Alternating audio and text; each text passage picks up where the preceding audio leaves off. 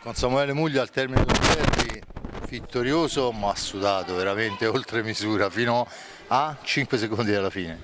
Decisamente sì, sapevamo che venire qui non era facile, già in Coppa Italia avevamo incontrato diverse difficoltà, l'avevamo spuntata all'ultimo con un rigore parato nell'ultimo minuto, quindi sapevamo che la partita era molto complicata, se non sbaglio ci aveva perso anche il Camaiore in Coppa Italia, quindi sicuramente in questa pista il Forte Marmi fa bene, sapevamo che non sarebbe stata la squadra dell'andata e l'avevamo preparata bene e poi era partito tutto bene, 2 falli, 2 errori, e abbiamo preso 2 gol, siamo andati un po' in crisi, però dopo credo che il secondo tempo abbiamo reagito a grande squadra e poi ce la siamo complicata, ho fatto io un fallo un po' stupido in area con rigore, ne approfitto per scusarmi di nuovo col ragazzo perché volevo prendere la pallina e ho preso la mano, rigore giusto, gol e la partita è stata riaperta.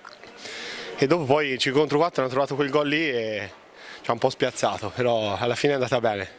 Allora 3 punti che proiettano ancora più vicino a questa Serie 1 che oramai io credo che come diciamo solitamente in questa occasione solo un suicidio collettivo vi può rubare la 1 a voi.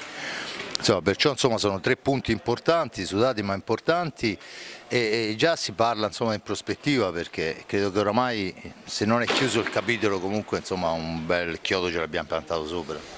Decisamente, poi ieri il Camaiore ha perso punti col Prato, quindi adesso vogliamo a più 9 e vorrei dire a più 12 perché noi abbiamo ancora una partita in sospeso, tra l'altro non sappiamo ancora nulla, quindi con una vittoria ipotetica sabato prossimo saremmo matematicamente in A1. Questa è forse anche un'ingiustizia perché noi non sappiamo ancora le cose e vogliamo che la società vada su e torni alla 1 e che possa cominciare a fare la squadra per il prossimo anno per tornare a competere dove merita il Viareggio. Anche perché io poi probabilmente in altre parti d'Italia non saranno d'accordo, l'ho definito il derby d'Italia perché insomma è un po' come un Juventus-Inter, no? Insomma, sono 2 squadre che ormai si affrontano da sempre. Purtroppo sì, era più bello giocarlo in A1, decisamente ne ho giocati di molti belli, però vincerlo a 5 secondi alla fine è bello anche in A2, speriamo il prossimo anno di poterlo rivedere in A1.